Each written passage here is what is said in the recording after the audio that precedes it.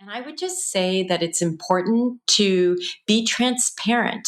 Be transparent about what you're doing. So if your job is to go and be a journalist, you do need to be a journalist and show different sides of the stories and try not to be so subjective.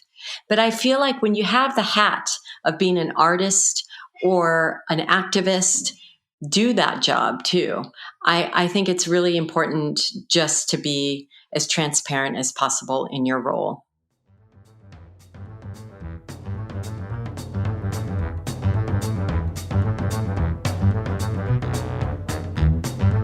You're listening to the B&H Photography Podcast.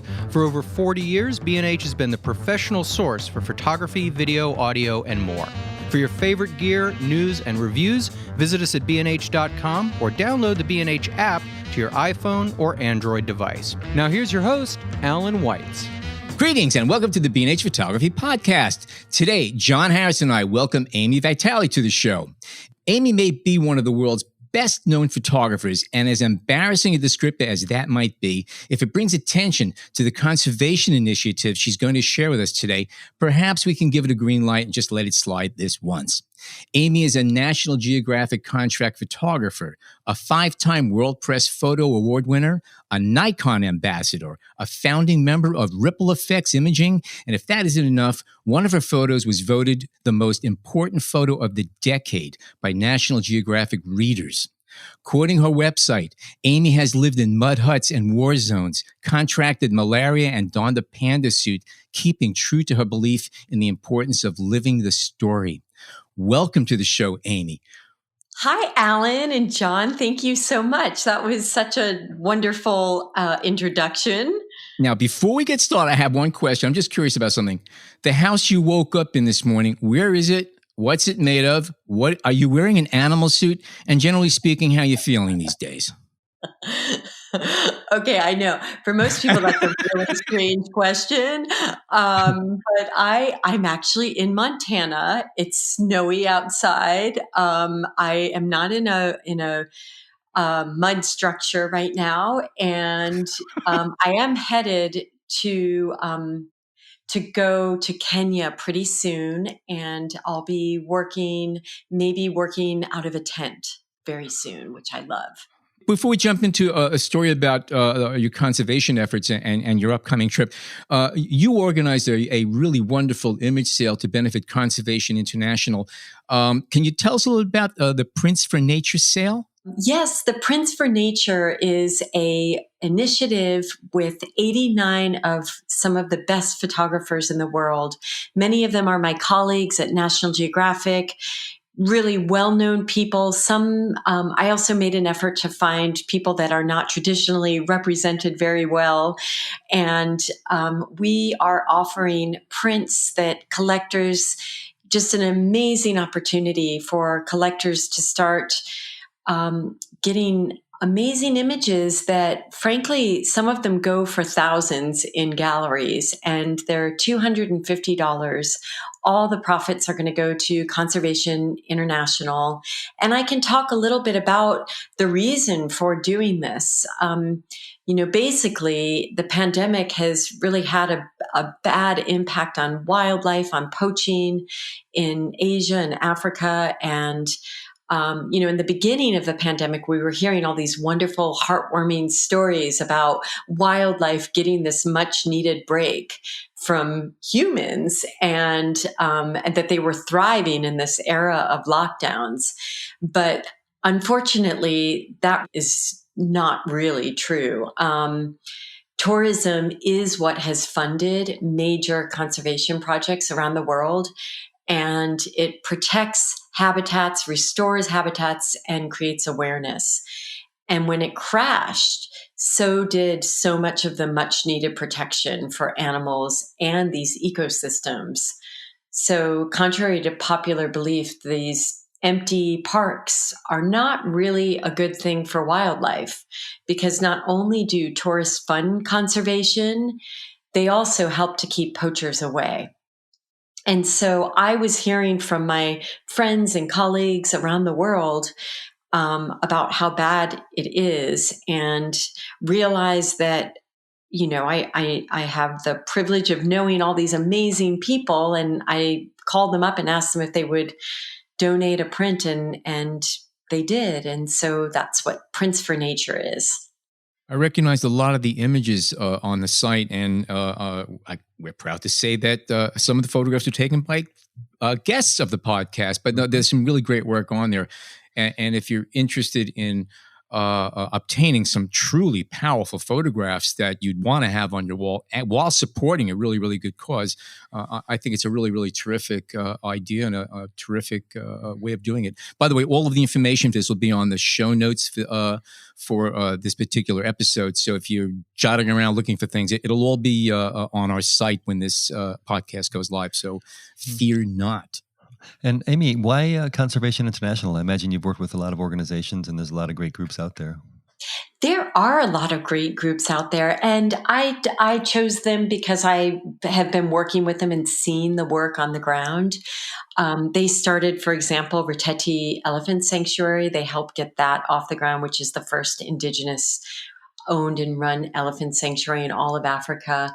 I like them because so much of their funding goes directly into grassroots organizations. So they work with partners that they know are doing great work. And I love the idea of funding, indigenous organizations. And it also reaches organizations all around the world in a time that we desperately need to be funding conservation.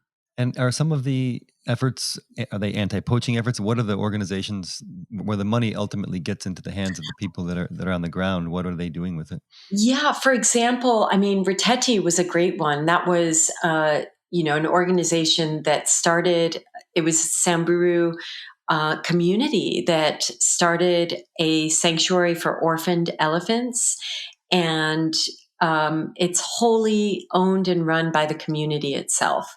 And so Conservation International gave them the funding to build the infrastructure and get off the ground. So they got that institution off and running in the beginning. And they do that around the world. They also do a lot of habitat restoration. So for example, mangrove forests are the lungs of our planet.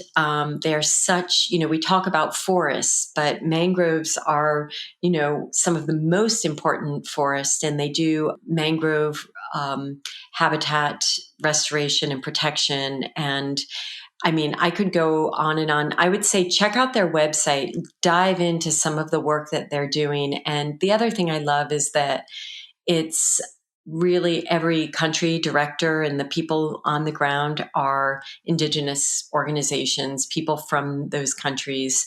And so much of the funding, for example, it doesn't go into this huge endowment.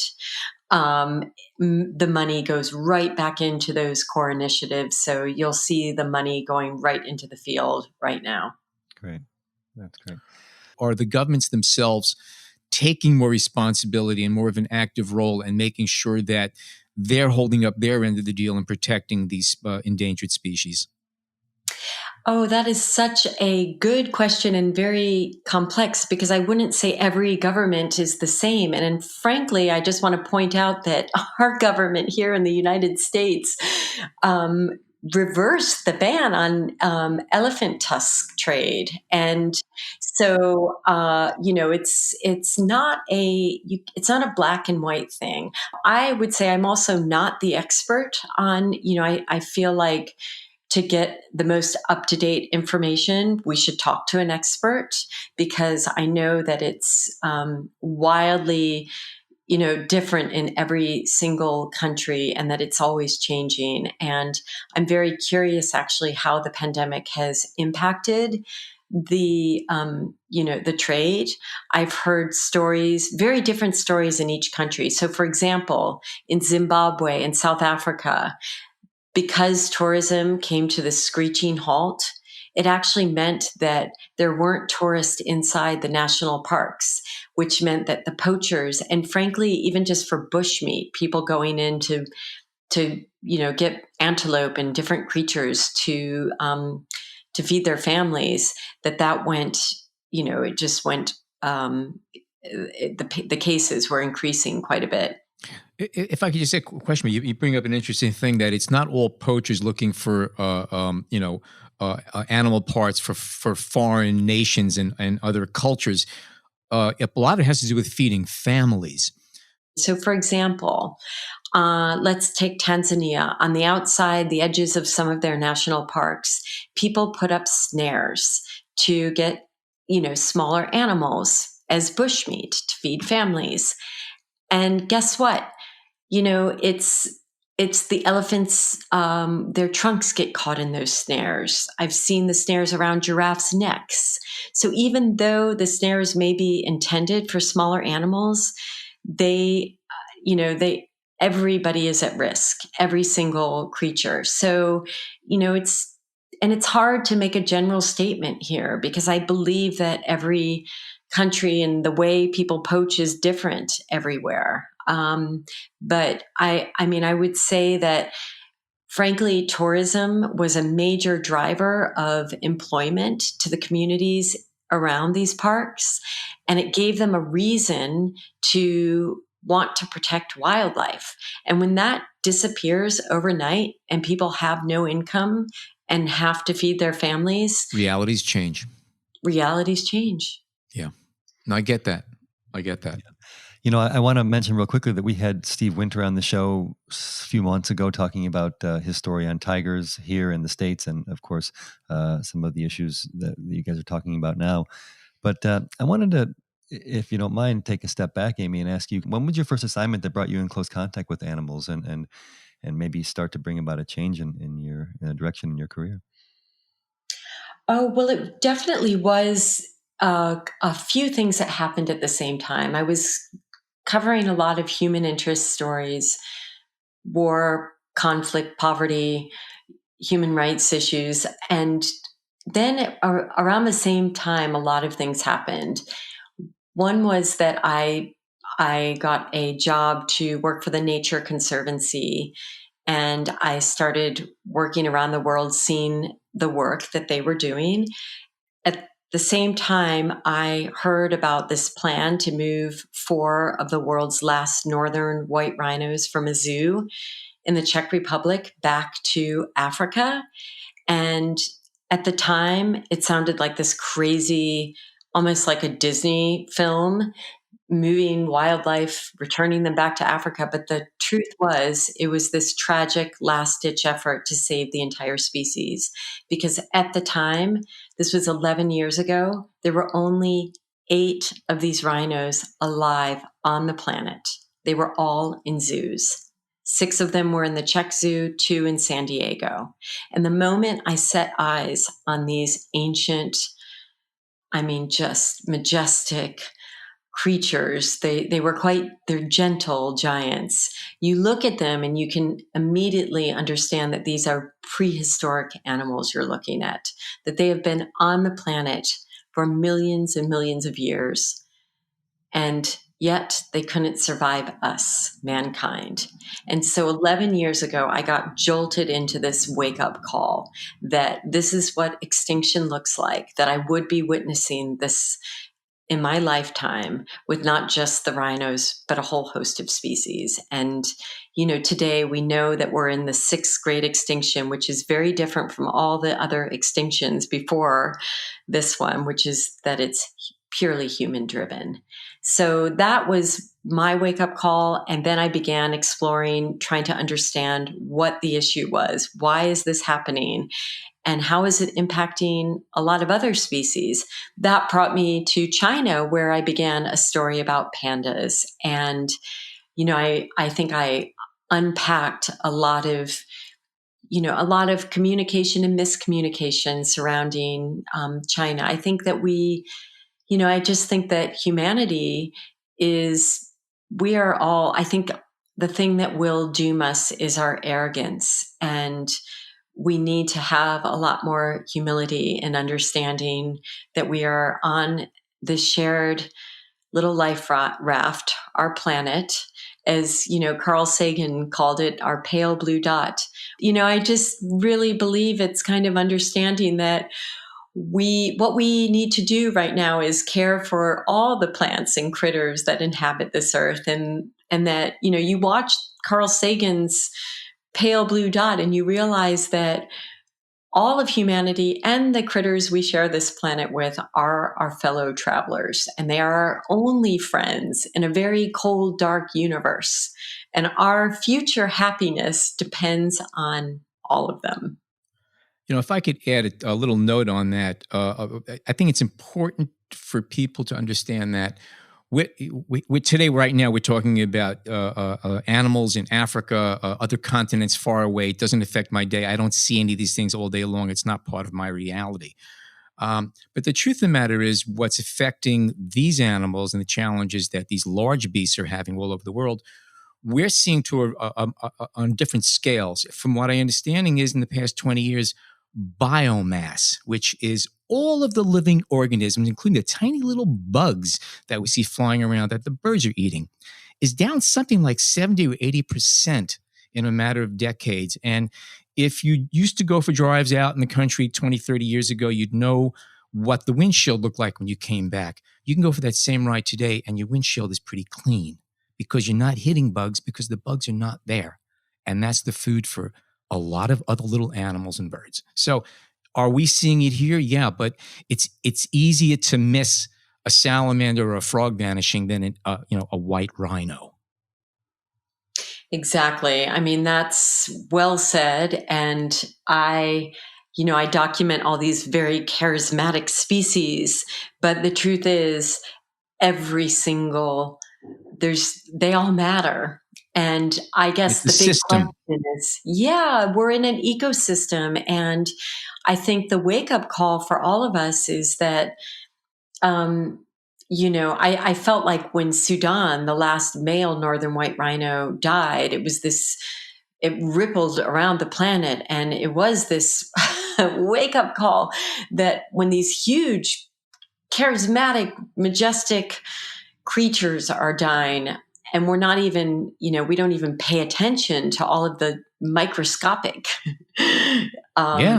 all the creatures. We are in this together. And frankly, we're watching the demise of ourselves when these creatures are dying. We are, I think, to not understand how important they are to our own existence is, again, just arrogant.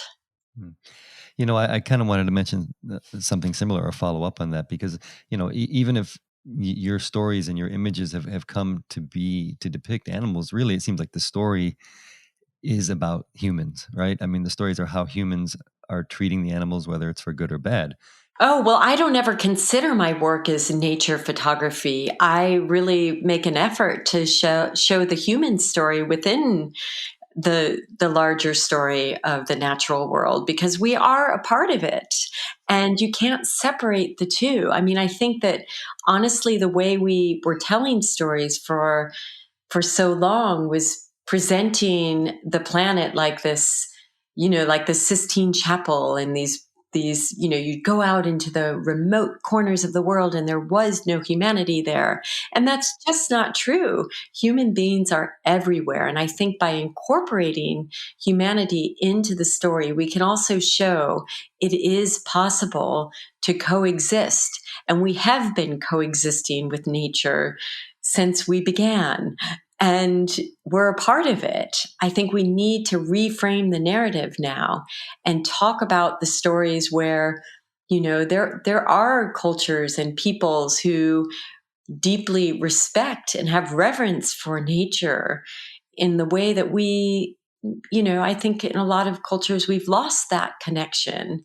And how do we remind ourselves that, we're deeply interconnected to one another and the natural world? Was this something that came to you, as an epiphany? Is it something that you grew to notice after your work? When you entered the world of photography, was this kind of part of your consciousness?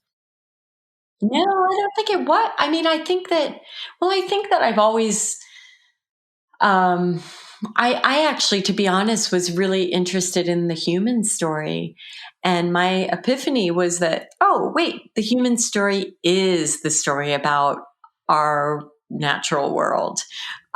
Just kind of understanding the interconnection between everything was really mind blowing.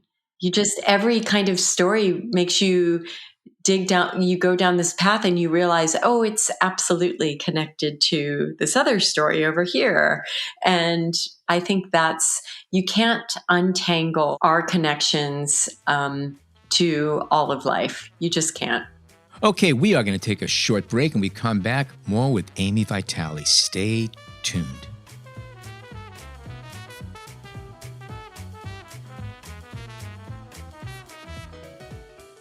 We hope you're enjoying this edition of the B&H Photography Podcast. The best way to support the show is by subscribing on Apple Podcasts, Google Podcasts, Spotify, or wherever you get your podcasts. For links to gear and more information on today's guests, check out the show notes in your podcast app or visit our homepage on the B&H Explorer website and join the B&H Photography Podcast Facebook group. And now, back to the show. Okay, we are back with Ami Vitale. Ami, could you tell us about some of the photographers who donated prints for the Prints for Nature sale? Any good anecdotes connected? And are any of these people possibly some of your mentors or people who influenced you early on? Yes. So I have been really fortunate to know many different photographers, from people you have heard of, National Geographic photographers, Steve Winter, Joel Sartori, Jimmy Chin. I'm sure everybody has seen Free Solo, and, just names of, Brent Sturton. I've also reached out I was looking specifically for a lot of women photographers because, frankly, in the natural history space, it is woefully underrepresented. I spent a long time looking for Indigenous photographers that you have never heard of, perhaps, who have not been given access to the same spaces. So I feel like we need to work harder to create space. And so you'll see quite a lot of names from National Geographic because I know a lot of people there and they're good friends, and my fellow Nikon ambassadors are represented. But I just tried to create a bit of, I didn't want it to be just natural history and wildlife. There's a really nice mix of landscape, wildlife, some, humanity mixed in. There's one picture, David Litzschwager's picture of an octopus. I couldn't think of something more relevant, particularly with that film, My Octopus Teacher. And it just makes you realize that all these creatures, even though we don't communicate in the same way, have empathy, they have compassion, they are social creatures, which is shocking. And I think that kind of learning to understand that we all speak different languages, but it doesn't mean that they have their own intelligence. I think that's really important to get to a different place in our understanding of this world we share. It's just a quote that you made at one point. It was there was a time when advocacy was almost a dirty word for a reputable journalist, and clearly you've kind of made a switch in that thought process anyway in your work. But can you talk about that idea a little bit? I mean, do you think that times have changed? And there is a space for photographers to advocate for issues and still, work as journalists, or perhaps this is something that comes as a product of success. I mean, when you reach a certain level, you're able to kind of talk about the issues that are important to you, and then still get that work out there, and maybe even take it a step deeper. Was it again something that you decided, I have to do this now? The work that I was doing prior is just not as important, and I need to go forward in this direction. Well, I think that photography straddles an interesting line because it can actually be pure journalism. It can also be art. And I also believe that it has always been subjective. And I it's interesting. I believe in, there's different criteria in a way. When you're reporting on a story, I think it is important to get all perspectives. I would say that every story that I, as a journalist, spend time on and get all the perspectives, I realize that we're not as far apart from one another as it may seem. We tend to like to sensationalize things and create conflict. So when it comes to issues of our environment, I think that people are in a lot more agreement than we often realize.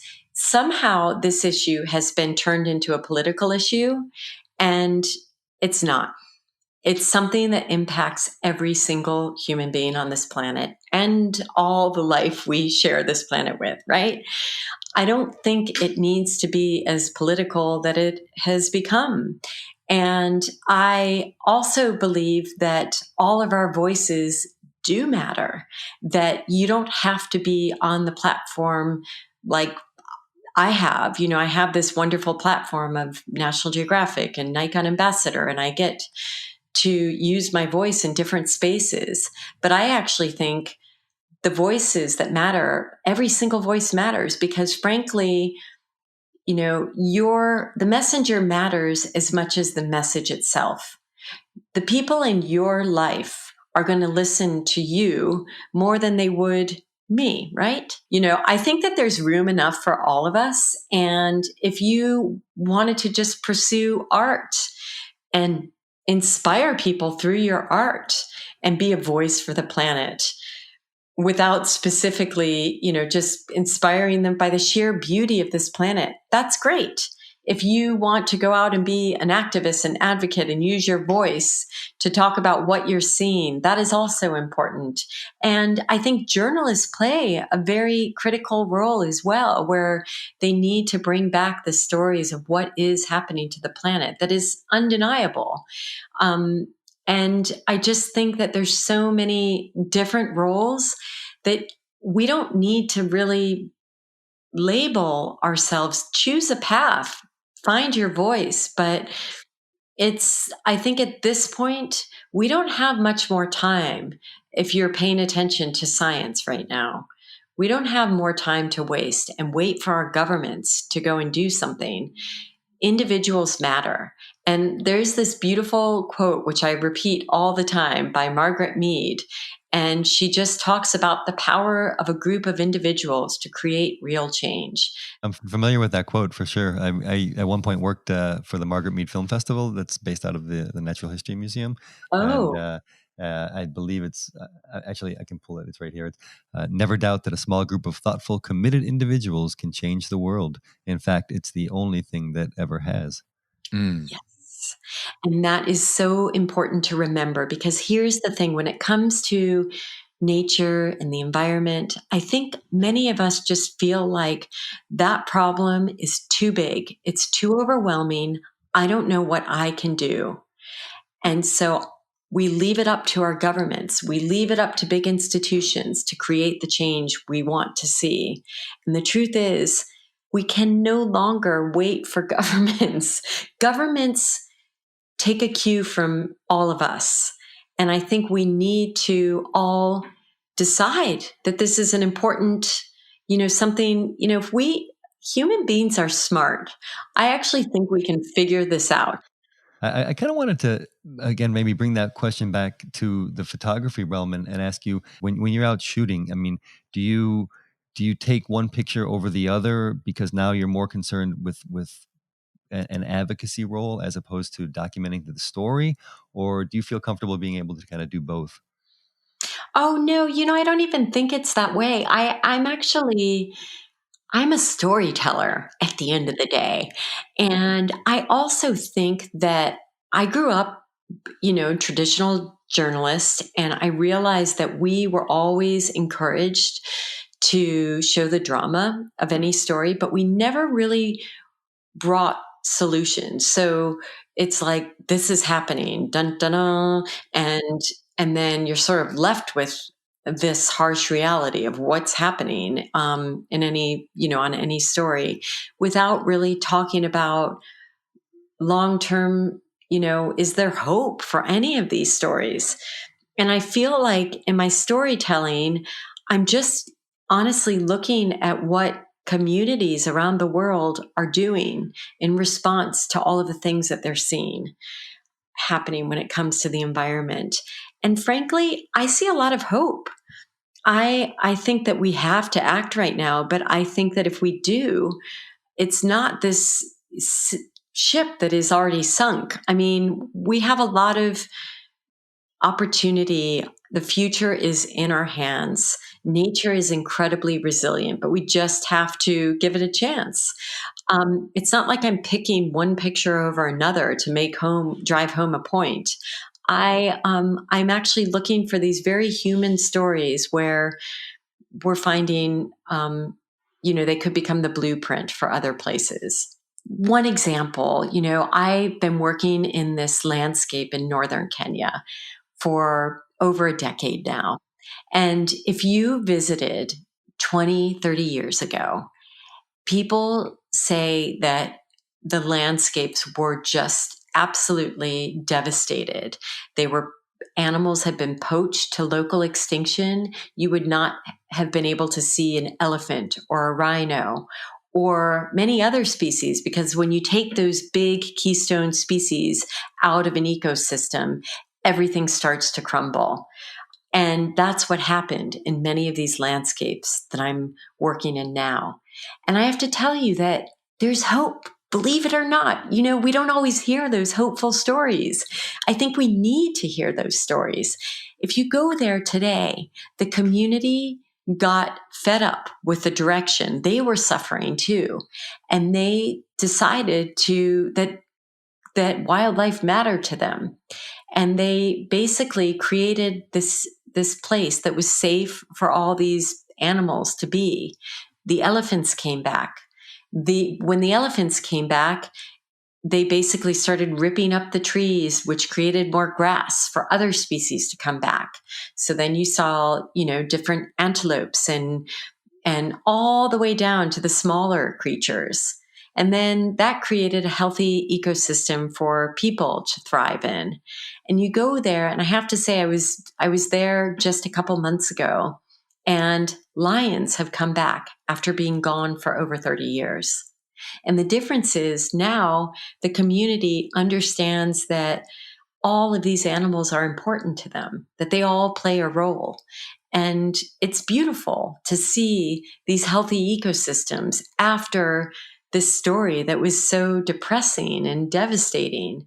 And the same thing, I would say, in China, they, with the panda story I worked on, they're working hard to, reforest areas that were devastated and create new habitats, connect old habitats so that animals have a place to migrate to. I mean, all these amazing things are happening, but we don't always hear about them. And I think we need to. I think people need to be inspired and believe that, there's wonder in the world and that it's not all doom and gloom. That actually got me thinking, because I imagine there is this debate that happens within the nature photography world and the wildlife photography world, where you have an image of a creature and it's just a glorious image and it's inspiring in a sense, but does it give these kind of false ideas that there are no problems out there? And on the flip side, when you show the images, the poaching images, and kind of the real hardcore ugliness, it depresses people. It doesn't want them to kind of get involved to some degree. How do you strike a balance? Between these two? Good question, and that's why I spend 10 years on one story.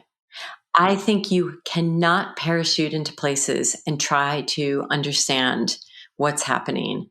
You need to go back. You need to tell a story either in your backyard or be able to spend significant amounts of time in a place to really understand what's happening, because things change from day to day, from year to year.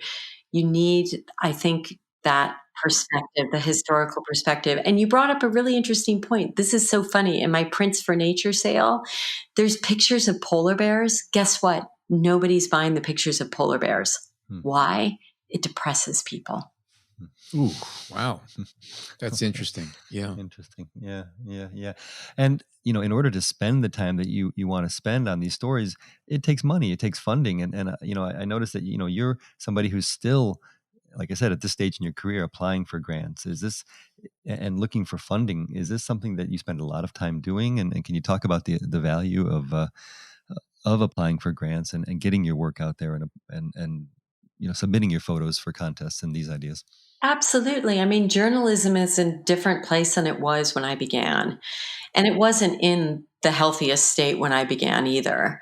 But I think everybody knows that if you want to do deep, rich storytelling that takes years, there's no publication on the planet that can afford that. And I invest a lot of my own money into these stories. And basically, publishing them is just a way for people to see your work. It's not going to necessarily pay for your work. So I have to be very creative. I literally did a Kickstarter many years ago to get started working on the stories that I'm working on now. And I do many different things to fund these stories. I also really believe it's important to have people, I do a lot of work in Kenya because I started going there a long time and kind of got involved. But my next project is to actually bring the tools and do some training for 40 indigenous young new storytellers. That's my goal that's the legacy I want to leave. I told that story and I was really privileged to tell it, but I think that the people in each, we should be telling stories in our backyard. That's actually really important. And I am working on that. And I think that, all of us as storytellers have to be really creative to find funding. In the beginning, I had to waitress to fund some of my stories. And then I became an editor and saved up money and then applied for grants. And I'm still applying for grants. And, I don't think the hard work ever ends, but I think people kind of romanticize and think that there's this glorious day when you're not going to have to work. You can just get sent around the world to tell these stories. And that's not really true. I don't think that will exist in my lifetime. Amy, could you give us an idea of some of the sizes and pricing of the prints for nature sale? Because people just might be interested in purchasing some of these prints. Yes. Well, I would encourage everybody to purchase it before Black Friday. After that, they increase in price. But right now, all the prints are 11 by 16. They're on beautiful archival paper, and they are going to be $250. And then after Black Friday, they increase by 10%. So then they're going to be $275 after that. And these are prints, again, that some of those artists sell them in galleries for, starting at $900, $1,000. So it's a real, it's a really great moment to start collecting. And even if you can't afford it, just go and be inspired. It is a gorgeous gallery of images of really deeply inspiring people. And yeah, I hope that this message I just want to leave people with the idea that every voice does matter, and go and use your art. Art has always been the most powerful way to shape the world we want to live in. And I think that the pandemic has been this powerful reminder of how intricately connected we all are, and that we can be inspiring each other right now. Good points. Good points. Amy, thank you so much for joining us. I know you're jetting off again to Africa momentarily. Good luck on the new trip. We'd really like to have you back and hear more about what's going on and things that you've accomplished. And we will have all of the information on our show notes. But in the meantime, if people want to see more of your work, websites, Instagram, where should they look? You can find me on Ami, A-M-I, Vitale.com, and I have the same Instagram handle.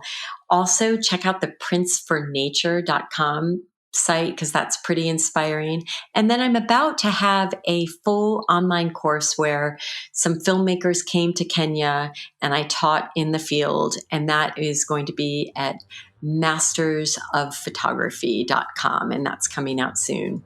I'm looking forward to that one for sure. That's great. Thank you again. And again, safe travels to you. Thank you so much. Okay. If you would like John Harris to personally call you the moment a new B&H Photography podcast goes live, it's easy. Simply head on over to wherever you get your podcast fix. Type B&H Photography Podcast into the search field, and boom, you are family. You can also find this on the B&H Explorer website and on the B&H Photography Podcast Facebook group. That said, my name is Alan Weitz, and on behalf of John Harris and Jason Tables, thank you so much for tuning in today.